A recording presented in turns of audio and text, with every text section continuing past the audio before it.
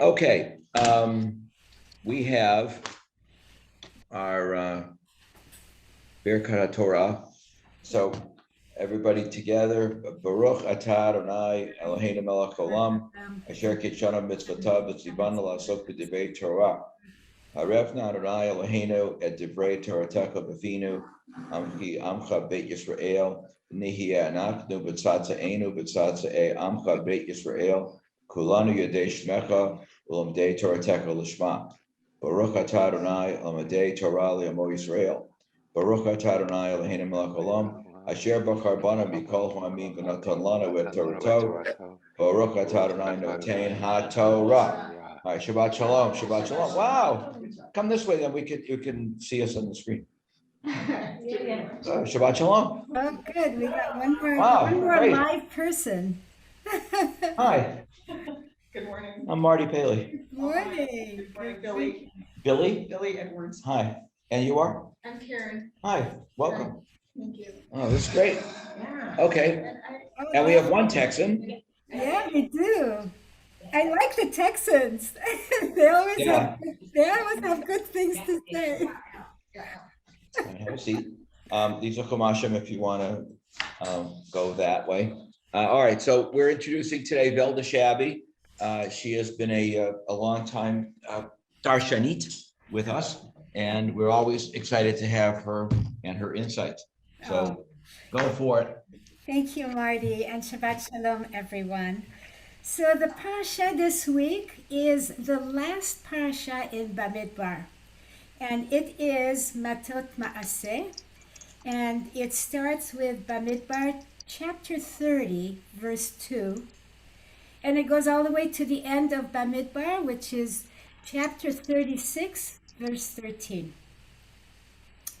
So chapter 30 starts out with the law of the oaths, taking a vow. 9:49. There's Charlene. She's on and off. Almost on. Anyway, the law of the oaths. Here's the verbal vows. If a man takes a verbal vow, then he's got to keep it. If a woman takes a verbal vow, she's got to keep it. However, if a woman takes a verbal vow, a man in her family, a husband or a father, can annul the vow.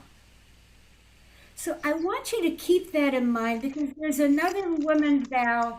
There's a woman deal at the end of the parasha, which is about the law of inheritance and Zelophehad. I want you to keep that in mind with the oaths because I want to talk about all the women issues together. But think about the vows that the men are controlling the women in this, and think about, is that true today? That if men take a vow, they can keep it. Women take a vow, they can keep it, but the men can annul the vow. So that's chapter 30. Chapter 31 is about the Midianites. The Midianite women have been seducing the Jewish men. And so now the Israelites have to take revenge. So what do the Israelites do? They kill all the Midianite men and they bring the women and the children and the spoils of the battle to the encampment. Well, the women are the troublemakers. And so Moses is a little bit upset. You brought the women and they're the troublemakers. So they go and they actually kill the women that seduced and the men that were seduced, and they divide the spoils of the battle.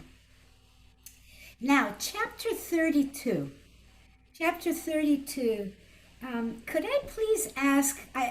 Because I've had hand surgery, I can't carry anything heavy.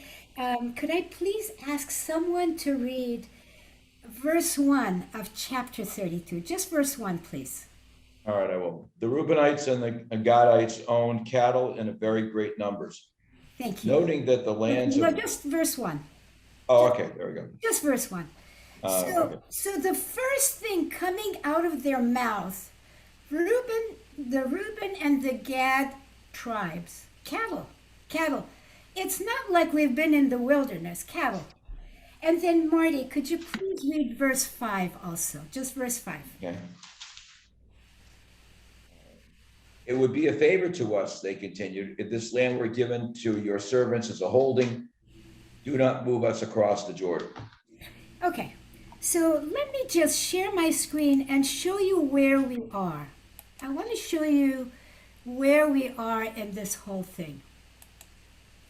First of all, we've been going for 40 years, guys. 40 years through the wilderness, and I will get to this in a minute. However, I want to show you exactly where we are. So this is the Dead Sea right here. Right here is the Dead Sea. And then, let me just bring this closer. Okay. I can't seem to move it. Let me see here. Here we go. So here's the Dead Sea. Here's the Jordan River. And here is the Sea of Galilee. And we are on the east side of the Jordan River. We have just conquered Sihon and Og. These two, Sihon and Og. And what do these two tribes notice? These two tribes notice the grazing land. They notice the grazing land of for the cattle. Cattle, number one. Their possessions are so important to them. Like, what's up with that? Even Shai Held says, what is this, a divided Israel? We're on this side of the Jordan. If we go back to the map, the plan really is to cross the Jordan, to fight the Canaanites and settle in the promised land. This is God's plan. And these guys want to just settle right here for their cattle. There's no talk of anything else. Their community, their family, that's it. So, Marty, so Moses is quite upset. Moses is upset, first of all, for two things. First of all, they're leaving everyone else to fight the Canaanites, the 10 tribes. And then this is the shades of the spies, the 10 spies. Like, people are going to get disillusioned, guys. So they come up with a compromise. And Marty, just two more verses. Sure. Chapter 32, verses 16 and 17, please. Just those two. Then they stepped up to him and said, we will build here sheepfolds for our flocks and towns for our children. And we will hasten us shock troops in the van of the Israelites until we have established them in their home, while our children stay in the fortified towns because of the inhabitants of the land. Okay, thank you very much. So notice, first, what are they going to do first? They are going to settle your cattle. I mean, the heck with the children. We're going to settle our cattle because this is our material good and this is what we care about. Then we're going to settle our children and then we'll come and fight with you. This is their compromise. So their possession is just much more important than their community or their family, actually. Cattle is number one. And I'll tell you, Shai Held, my favorite commentator, just his teaching of Jewish theology is just so beautiful that we should be aware and grateful rather than grabbing. And I just want to share this with you. Let me just share his commentary because it's really, really just beautiful the way he says it. So he says, there is all the difference in the world between grabbing or taking and receiving. In the first case, we believe we deserve and are entitled to everything we have. In the second, we remain ever aware of how much more we've been given than we have ourselves achieved. And we respond with gratitude rather than entitlement. Grabbing is entirely unrelational, even anti-relational, They weren't thinking of their community or their families. Receiving, in contrast, is profoundly relational and intertwined with generosity and giving. Grabbing, acquisitiveness, and materialism are spiritual poison. I just love his commentary. What do you think about that? These guys, cattle, are just so materialistic. Cattle is so important to them. I don't want to speak for the Texans on the call, but cattle was a wealth, and so these guys didn't want to give up their wealth. They had their stuff, and this was it. What I'm wondering though is that they wanted to settle on the east side of the Jordan in order to do that, but yet they said they would agree to cross the Jordan to fight with the other folks. So that's so I don't know if you really want to condemn them, because they're looking out for their self-interest, but they weren't like, the Confederate States of America that broke away. They said, we'll handle it on this side, and then we'll go over this side, we'll help you. So I don't know if you can really fault them. You know what? You're right, Marty. You're right. And their material goods was number one on their mind, right? The Right. cattle were important. To feed the cattle was important, more important than feeding their kids, actually. Yeah. But they Um, would join in battle, though, is what I understand. So anyway, yeah, Bob, please. go ahead, please. Yeah, I think, the reality is even today, many people just don't have a spiritual side. And so, while Held points out that that position is spiritual poison, they are sort of poster boys, so to speak, for materialism. And as Marty said a minute ago, the cattle is the currency of their wealth, Yeah, and that's basically their focus. And yes, and in the text, the word cattle, and Held points this out, is used before the families.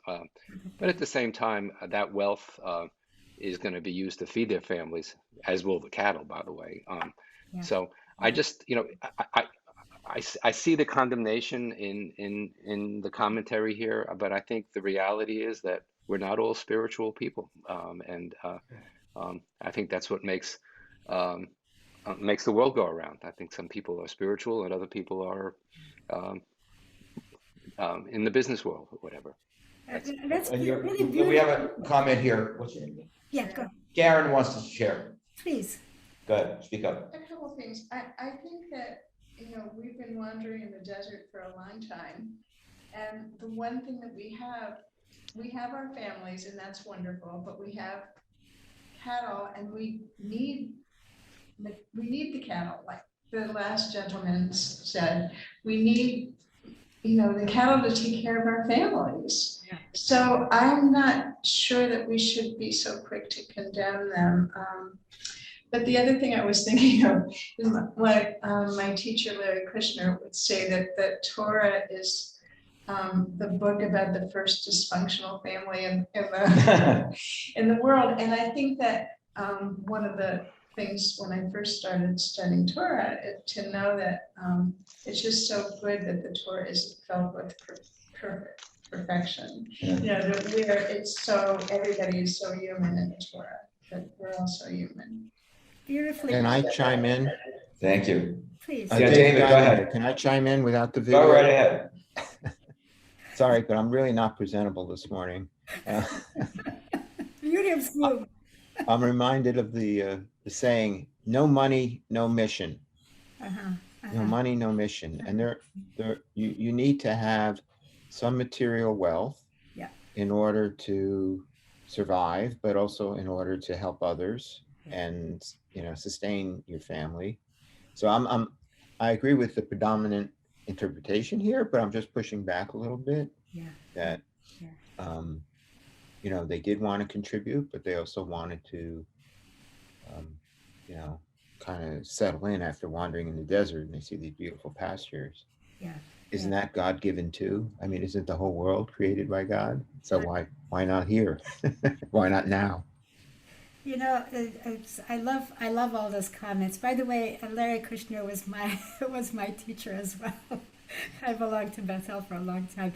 Yeah, Charlene, please. Mute yourself. You just have to unmute. Unmute, Charlie.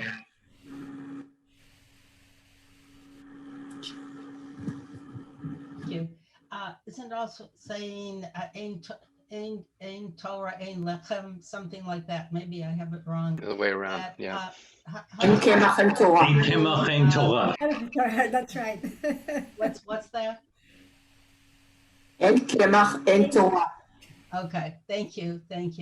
And you know, there is something also to that too. So I just think it's a more complicated, as usual. It's more nuanced. You know, really nicely put. I just love, yeah, and you know, and we're busy with our careers when we first start out, right? I mean, so it's really just typical, and then we mellow out and we say, okay, yeah, Neil, please. So I would even put it in a more contemporary analogy where how many of our parents or grandparents left the old country, came to this country for their economic needs. I'm thinking about my father, didn't see his father for 6 years because his father, my grandfather, my Zadie, came to this country, worked very hard to bring the family over. So I'm in this, I don't know if it's a minority position, but I'm not so down on them for staying on the other side of the Yarden River with their cattle. I don't think they abandoned their children. I don't think they thought of their children second. I was actually thinking exactly what Charlene said about Ein Kemach, Ein Torah, that I don't think they removed themselves from the community as you asserted in the beginning. I think they were just like all human beings dealing with their economic needs. And perhaps that's how they were expressing their love for their family and community, by being able to support the community and not being a burden on the community. Just think of all of our ancestors, how much they struggled economically and what they sacrificed for. They may not have had cattle, but they had equivalent. That's interesting. It's really fascinating to look at the other side, because I was just going to dwell on this just a little longer and bring in actually a Musar perspective. I've been taking Musar for 4 years. Actually, Yael is in my class. There's a Musar Torah commentary that I looked at to see what it says about this parasha also. And Can you give us a 1 minute, one sentence? yeah, I will. Yeah, I will. I was about to say. Go ahead. Yeah, for those of you that aren't familiar with Musar, it's a Jewish spiritual practice where we focus on virtue-based ethics to improve ourselves. And we all have a soul curriculum, things that are really challenging and repeatedly challenging for us. Like for me, it's really patience. I've been working on patience for 4 years. I mean, it's really difficult, you know. So patience is huge for me, and you know, I've always. But in this portion, in this chapter 32, this commentary actually brings out the Musar ethic, the midah of responsibility. And the other thing about Musar is, first of all, it makes human relationships the primary focus. And the second thing is balance. A balance between responsibility for yourself, responsibility for your family, and responsibility for your community. And it sort of reminds me of this parable that I heard actually from Danielle Hartman. Not this session of the Hartman sessions, but in the wintertime. Danielle Hartman tells this parable of someone on a ship that was crowded, is drilling a hole under his seat. I don't know if you guys have heard that. Anyway, he's drilling a hole under his seat, and then the people on the ship go, hey, what the heck are you doing? And he said, it's just my seat. What do you mean? And they go, we're all going to get flooded. You know, and that point, Danielle Hartman takes 2 masks out of his pocket. This was in the wintertime. 2 masks out of his pocket. In case one breaks, I have the other one to protect my family and to protect my community. So firstly, you know, first of all, when they say cattle and then children and then to come and fight with you guys, actually Moses swaps those two. He repeats them in the next verse, and he says, settle your family first, then your cattle, and then come and fight with us. And so the need for balancing between ourselves and our community, and in fact, the father of the Musar movement, Rabbi Yisrael Salanter, it was early 1800s, said first a person should put his house in order, then his town, and then the world. So much for a little bit of Musar. Any comments on that? I think he said first put yourself in order, First then put your your house in family. order. First put your house in order. Oh, yeah. But I think we have to put ourselves in order first, then You're the right. family. You're right. Your house includes, yeah, yourself and your family. Yeah, yeah. Yeah, please, Bob. I just want to throw in a traditional look at this, and that is this whole section is about two things. One is the promise of the land, and also, in a sense, the many times that the people have rebelled against the word of God, so to speak, through Moses. And so what these tribes are doing is basically they're rejecting the promise of the land because they're not in the land with a capital T and L, Nice. and they are, in a sense, rebelling against the word of God, who has promised them this land. So, this is a recurring theme throughout the book of Bamidbar, is that the people uh, uh, rebel or complain, and then they come back, and this is just another example of that. And it's a huge rejection because the land with a capital L is so much about what happens here and in the next book in Devarim. Yeah, yeah. So that traditional explanation, not through the modern lens that we've been looking at, which I totally agree with. Well, actually, it's excellent, Bob. It's excellent, and it's actually an introduction to the next thing I want to talk about. Chapter 32 is quite juicy.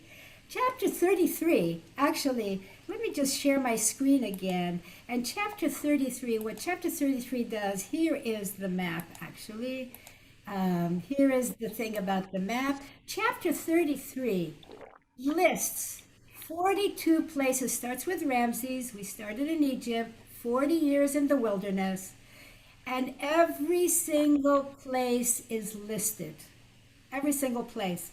It's kind of a boring thing, if you look at it, honestly, all 42 places, and they traveled, and they traveled, and they traveled. They started in Ramses, and they traveled, and they traveled, and they traveled, you know. And but anyway, 40 years.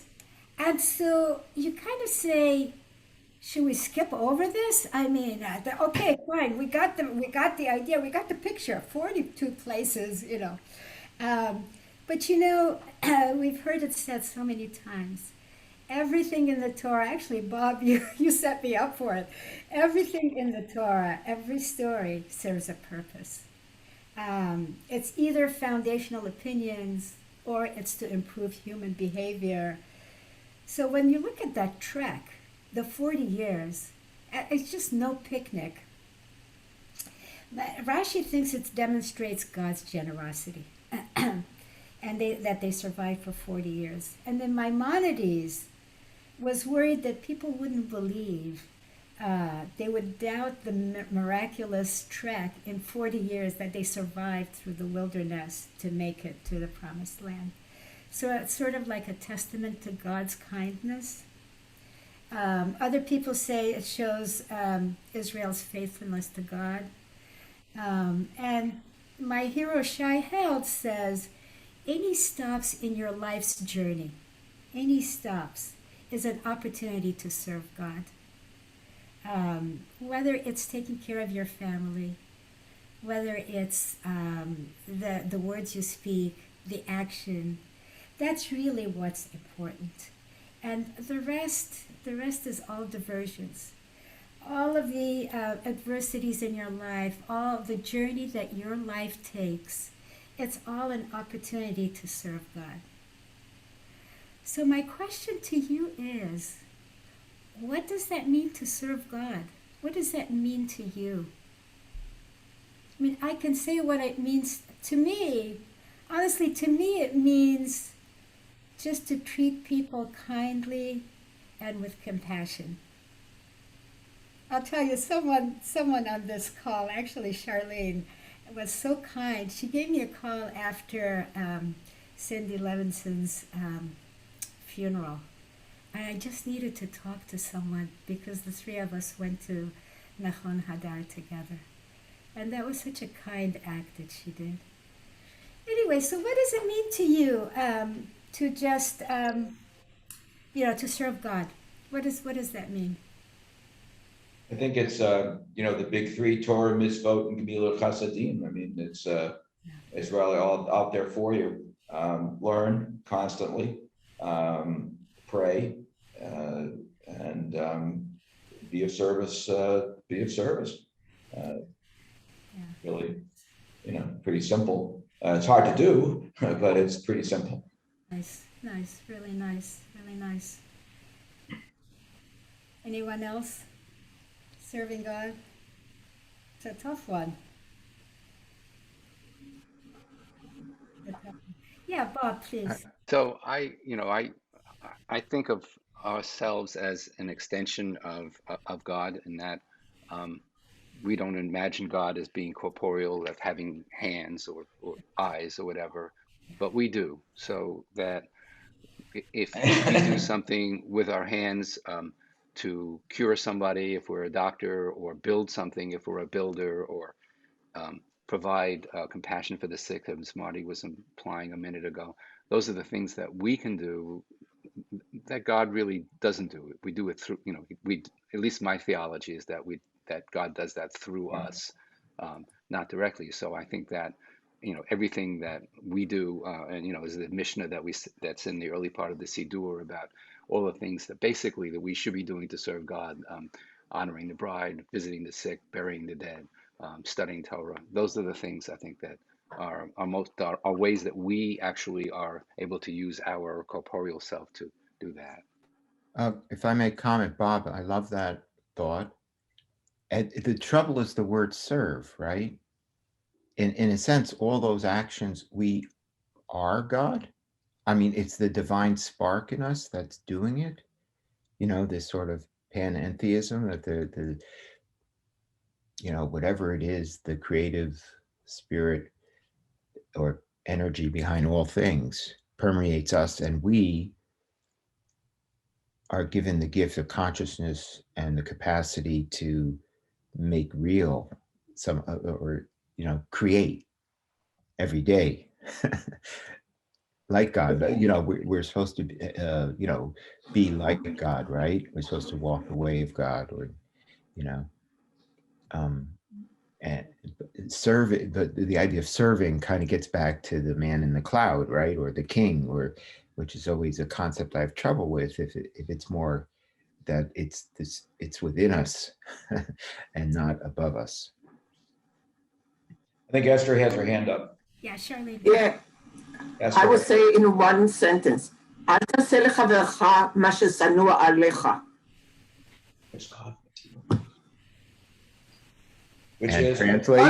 Which translated means, don't do to your friend what you hate to be. That's nice.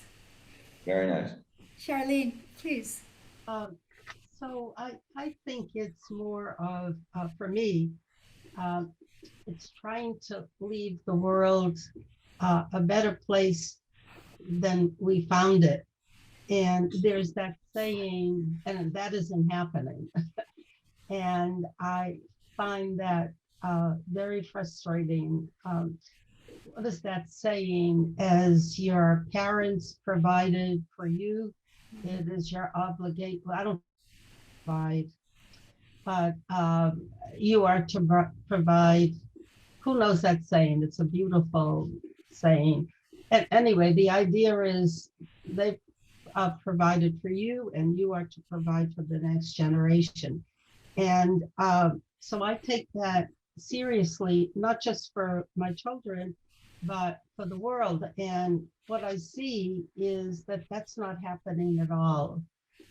And so for me, I get involved politically and in different ways.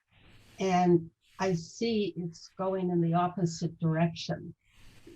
for me, that is really upsetting. I don't think it's working out well. One step at a time. You never know. How about our Texas contingent? We haven't heard from them yet. Raina or Joel? You want to share? He's about I to. mean, Yeah. Go for it. this is Joel. How do we serve God? I think that we are not spiritual enough. I don't think that we collectively or individually, I don't even think that the Jewish people are spiritual enough. I think And why do you say that? because I think that, we were talking before about spiritual poisoning wealth in the cattle. And I go into the synagogues and all I hear is money, money, money, money. Wait a second here. This isn't about money and raising money all the time. We're a spiritual, moral people, aren't we? When Moses went to Mount Sinai to get the commandments, he didn't talk about money, did he, with God? True. Did you have to run a synagogue that costs money? I was thinking the same thing, honestly. Billy over here said, speak up so you can hear it. It does cost money to run a synagogue. You have to pay for the land and the building and the electricity. And then from what I understand, from my friends who are not Jewish, churches are the exact same way. So it's not just the synagogues. Yeah, you got to pay the bills. Yeah. All right, Raina, you want to say something? Or Varda? They want to do that. Well, you know what? We get carried away with materialism. Sometimes we do. Charlene, was that a hand? No. Oh, we haven't. Go ahead, say it again. Yeah, Go I Please. don't know, I can't read the names here and I don't know people yet, but about making the world a better place. Sometimes I know too, it seems like the world's just getting worse and worse, but I have to think that I'm doing it in the day. Like, how can I make it better today? What can I do to stop it getting worse? Sometimes even just things like that. Just, it's really just to not give up for me. Think of what would happen if we stopped trying to make it better. Yeah, well, according to Shai Held, gratitude is a big one, just to be grateful. I mean, listen, when none of us have COVID right now, we're here we are, so just to be grateful. Yeah, I agree. I worked for many years at MIT, and every month they would send out their magazine about all the magical inventions and all the research and all the things that were going to help heal the world, by energy or environment or oceans, or there are a lot of people working on this, or how we got the vaccine within months rather than years. Yeah. When people all work together. Or if I look out my window and what do I see? I see a lovely wetlands and birds and hydrangeas in bloom. I think there's so much more good than bad, so much more positive than negative. And what happens is, and the media, of course, exacerbates this, is that our nervous systems are tuned to see what is wrong as a survival instinct.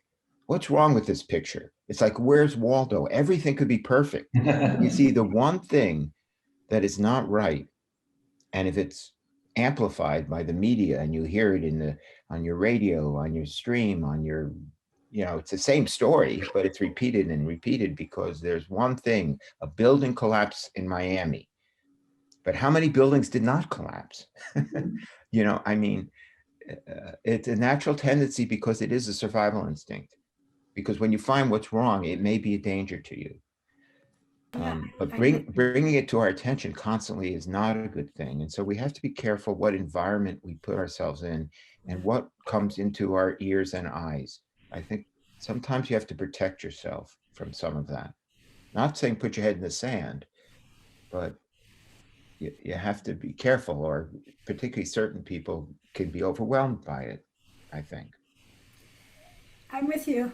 I'm with you there. Yeah, Charlene, please.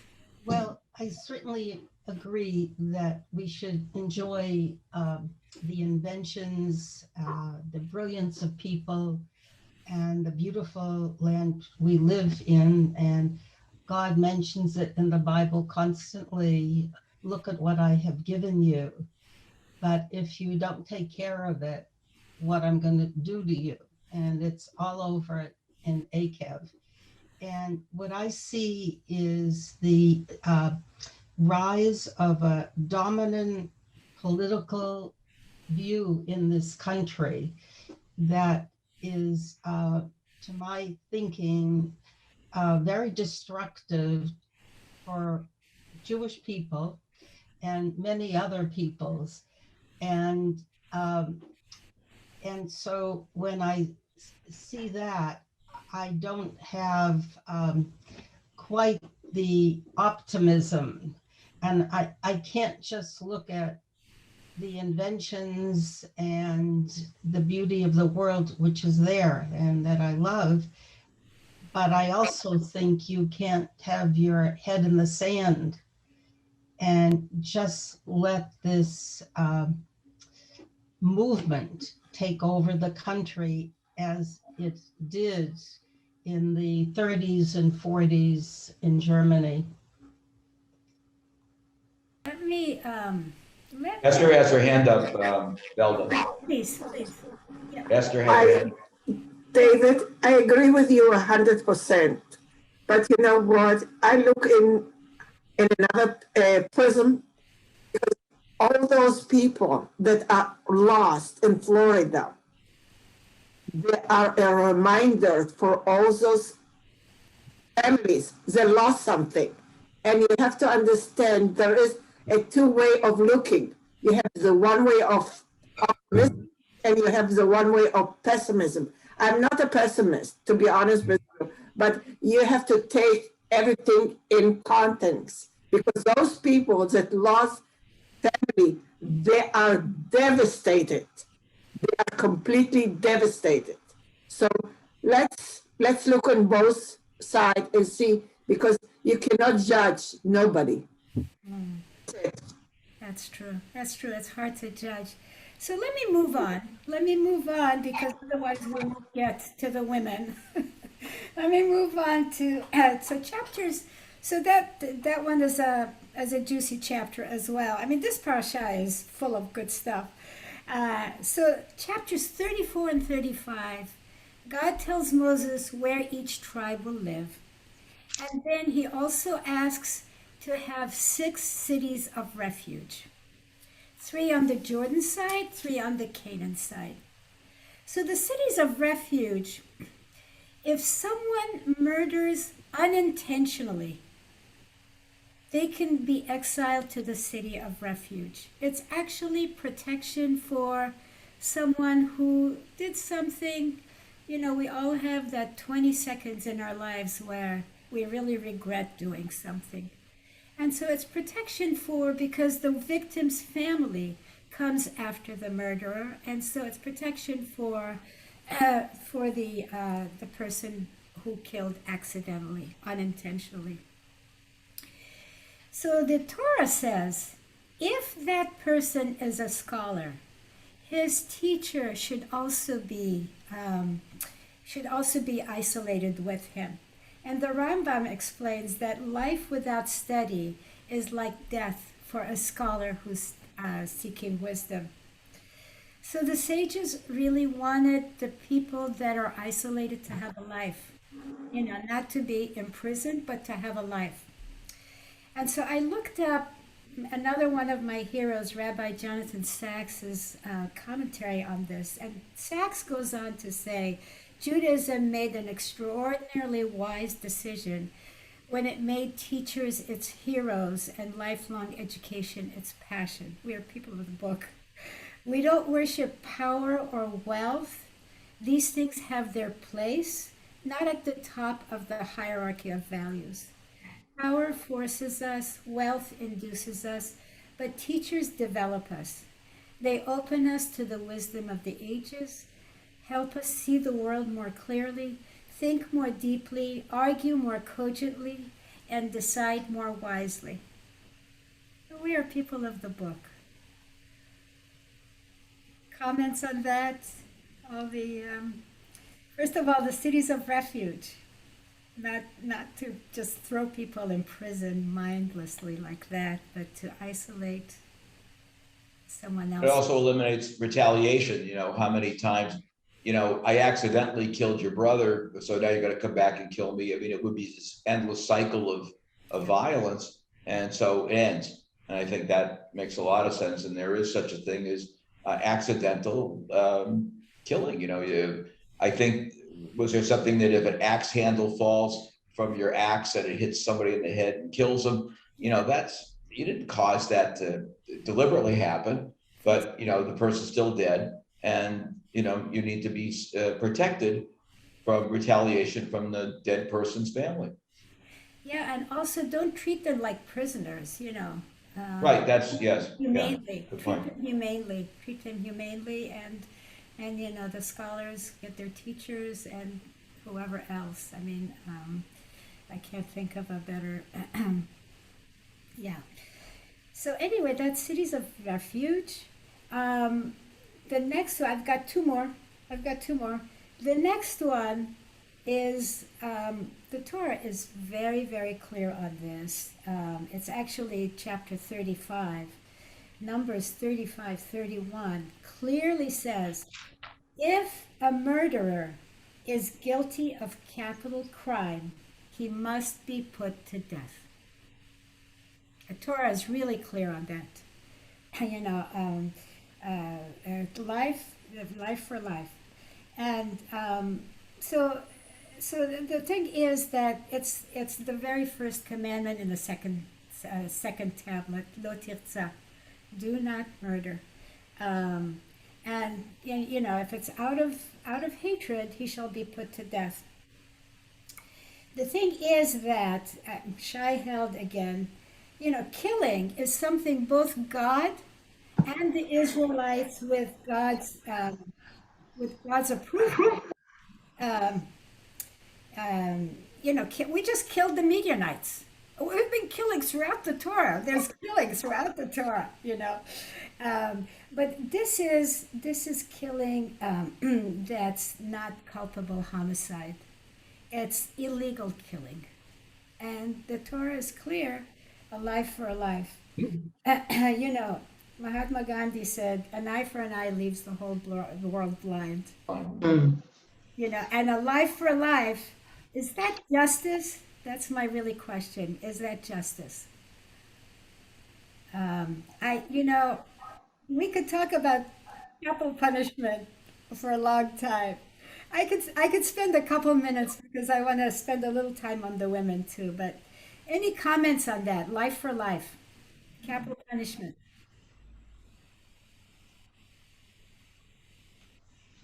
I struggle with it all the time. So I don't know what to say. Obviously, if one of your loved ones murdered, I mean, you want to exact the punishment on the murderer. On the other hand, it's not going to bring the dead person back. So, I don't know. It's a difficult thing. I was also thinking about prison when you were talking about the cities of refuge, that you had to make them livable, and a scholar had to have his teacher with him. And I had the same. I've been moving from one extreme to the other about incarcerations. My original thing is, put them all these horrible people in a hole and cover them over and let them do that. And I go, no, that's not really. So now I've come to the other thing is that they should be rehabilitated, and when they do go to prison. And also, what's the point of keeping someone for 30 years in prison? I mean, it's they have to be punished for sure, but 30 years. So if a young man at 30 is now out at 60, he's like useless. I mean, not useless, but of limited value to society if he has no job, no this, no that. So, so that just, I'm shifting my, my thinking. Interesting. By the way, it's the Torah says two witnesses, and also do not accept a bribe for a murderer. Right. And then Shai says human beings are supposed to build a just civilization. And even though the rabbinic tradition has serious misgivings about capital punishment and did away with it, the biblical message, is clearly there. But the rabbinic interpretation, the two witness, it's sort of like stoning the child, they Yeah. make so many conditions that it never Never happened. happened, right? The And I Sanhedrin think never. the same with I think with capital punishment, you don't want to, we know that the justice system is not perfect, and one in, I don't know, is it 1 in 50 or more are not properly found guilty. I mean, they're innocent, and they are on death row. And I think it's better life imprisonment or some alternative, Yeah. because we can't Yeah. be the perfect judge. We should not be the judges, right? No, really well put. Really well put, David. I like that. We can't. We can't. We don't know. We don't know. We're not in their shoes, and people get blamed, and not justly so. So the last thing in that parasha is the law of inheritances, the inheritance of the land. If there's a male heir, the male gets to inherit. If there's no male heir, like Zelophehad had 5 girls, I think it's 5 girls, the woman gets to inherit. However, there's always a however with the women, by the way. However, if she marries outside the tribe, it goes to the guy's tribe, and she can't keep the land.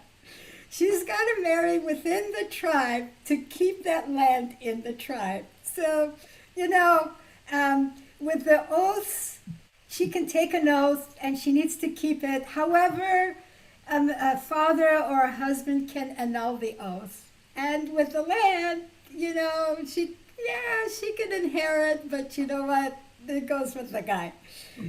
So let me just say one thing, and then Charlene, I'll call on you in a minute. What I want to say is, first of all, that as women, I'm very grateful because we have come a long ways. I have to tell you, I grew up in Iran in the 50s and the 60s.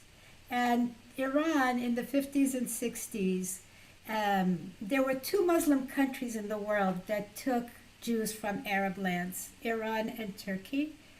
And the Shah was very good to the Jews. I could walk in the street if I chose with a miniskirt and work alone in the street unescorted, and that was fine. I had freedom. I have that freedom here today. I'm not in Iran today. And if I was there today, I'd have to wear a hijab, and there's no argument over the clothing. This is what it requires. However, I cannot walk the streets alone. I need to be escorted by a father or a husband or a brother. And I think about all the women in Afghanistan now that the U.S. is leaving. And then I also think about, I just found out in the U.S., women couldn't own a credit card before 1960 or what. Varda shaking is agreeing. Anyway, so I want to leave it open. We have about 5 minutes, so I just wanted to discuss that topic. Yeah, Charlene, you raised your hand. Oh, I wanted to give a shout out to the daughters of Salafat. I have trouble pronouncing their name. They were really brave. This was one of Cindy Levinson's, Zichrono Livracha, one of her favorites, because she was all for women's rights. What they went out of their tent. They didn't have a man go with them. And they went to the leaders and they said, wait a minute, our father is gone. We don't want his name to be lost. We want it to be remembered. I mean, I thought what chutzpah they had and how brave they were. So I really like those girls.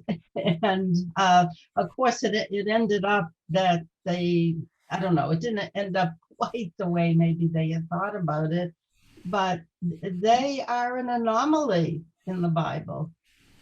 Yeah, that's really well put. I mean, it's because of, you know, it just reminded me of the women's vote and how in this country at least, I was watching it on Channel 2 a while back. They were showing how the women got their vote, and it is the same thing, you know, the women ganging up and saying, hey, you know, we need, yeah. Yes, Barda, please. I think that they're basically being treated as children, as if though they do not have the ability to think and be rational and do the things that adults can do. So I think that's basically it. They're being treated like children who need protection, who need guidance, who cannot be the authority of any decision. And I think that's really a shame. But as you say, thank God this has changed. Even within the Orthodox movement of Judaism, it has changed. Yeah, we see, you know, well, I mean, conservative, we have women rabbis, we have, you know, and it didn't used to be like that. So little by little, we bring about change, and it's still, you know, you watch, you know, in politics, women have to watch how they conduct themselves. In business, they have to watch, you know. I was in a technical world, and it was just me and another woman. Everyone else was a guy, you know. And so it's yeah, it's a changing world, and it's a good world. We are. I'm grateful. I'm always seems at the right place at the right time, so that I can take advantage of that. Anyway, that's the end of it, and we may have a couple more minutes for closing thoughts on you know, serving God or materialistic, or there's a lot in this portion, or women, or thou shalt not murder, anything like that. So thank you. Well, thank you, Velda. It was wonderful as always. You've been a constant in our summer show for the last 10 years. So we're really grateful to you for that. Next week is Parshat Devarim, and it'll be Bob Braitman will be leading us. And by all means, spread the word to other people that might want to join us either here in person or by Zoom. The only thing I would, for people who may not know, the reason why you have to register is because they're afraid of Zoom bombing. And so that's why you sort of can't log in. So that's one of the reasons why they have this extra requirement to prevent that. So anyway, before we do that, let's do the Kaddish D'Rabbanan. Let's stand up. Yeah, Yishar Koach. Let's stand for Kaddish D'Rabbanan. And together, Yit Gadol, V'Yishgagash, Shemei Rabbah, V'Yalma, Divra, Chirutei, V'Yamlich Malchutei, V'Chayachon, V'Yomechon, V'Chayerechol, Beit Yisrael, V'Agalah, V'Zman Kariv, V'Yimru Amen. Yehei Shmei Rabbah, Mavarach, Le'olam Omei Omaya, Yit Barak, V'Yishtabak, V'Yit Poar, V'Yit Ramam, V'Yit Naseh, V'Yit Tadar, V'Yit Olev, V'Yit Olal, Shmei Dekudisha, B'Rechu, Le'ela Min Kol Birkata, V'Shirata, Tushbachata v'nechamata da'ami ran v'yalma v'yimru amen. Al Yisrael v'al Rabbanan v'al Talmidehon v'al kol Talmidei Talmidehon v'al kol ma'an diaskin v'yaraita di v'yatra hadei v'di v'kol atar v'yatar yehei l'chol l'chon shlomo rabba china v'chista v'racha min v'chayin arichin v'tzona reficha Ufakana min kadam abuhon di bishmaya bimru amen. Yehi shlama rabba min shemaya b'chayim tovim aleinu b'al kol Yisrael bimru amen. Oseh shalom bimramav u'brachamav v'yaseh shalom aleinu b'al kol Yisrael bimru amen. Shabbat shalom, everybody. See you next week.